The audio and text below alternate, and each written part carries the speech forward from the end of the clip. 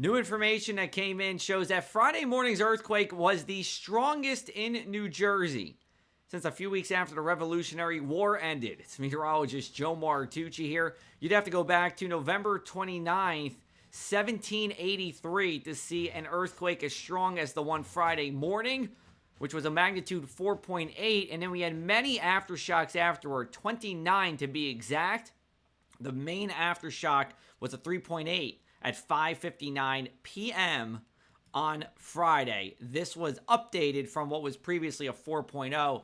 The USGS said that it is now a 3.8. Either way, these two shocks were just a few miles away from each other. The main shock was in Tewksbury on Friday morning. That main aftershock was in Oldwick, about a mile and a half to the south and east, just along Interstate 78. And then in this green area that I circled, those are where all of the 29 aftershocks took place.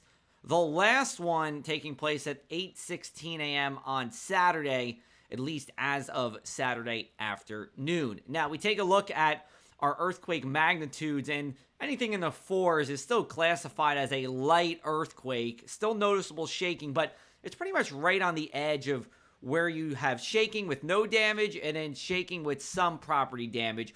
We see magnitude 4 to 4.9 earthquakes about 10,000 times a year across the globe. But of course, this is rare in New Jersey to see anything this strong. There have been just 2 times where we've seen anything as strong or stronger than this one Friday morning that was centered in New Jersey. Now, the 4.8 magnitude earthquake was felt from Washington, D.C., all the way up into New England, and even places like Montreal, Quebec, and Ottawa, Canada. That orange area is where there was that noticeable shaking.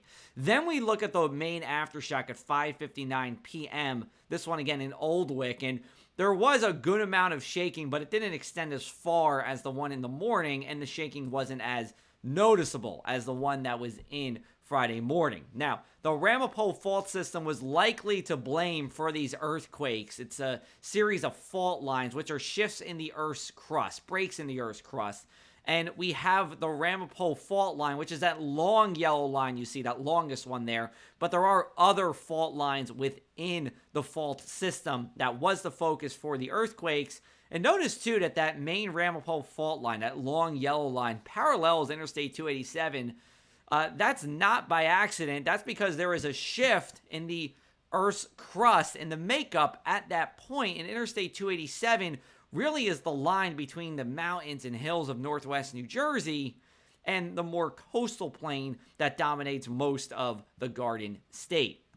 To recap here, it was the strongest earthquake that Friday morning one since November 29, 1783. That was a 5.3 magnitude earthquake. The morning quake on Friday was shallow. It was only about 3 miles deep, not all that much in the grand scheme of things. Tremors were able to be felt further away. And the older and denser East Coast rocks make it felt by more. If you strike a hard object, the vibrations of it are felt more than striking a soft object. We have plenty of earthquake information for you on our website, pressofac.com. I have an interview with a geologist from Stockton University, Jeff Weber. We also have specific updates on the main earthquake on Friday morning, and then that aftershock, that main aftershock that occurred on Friday evening.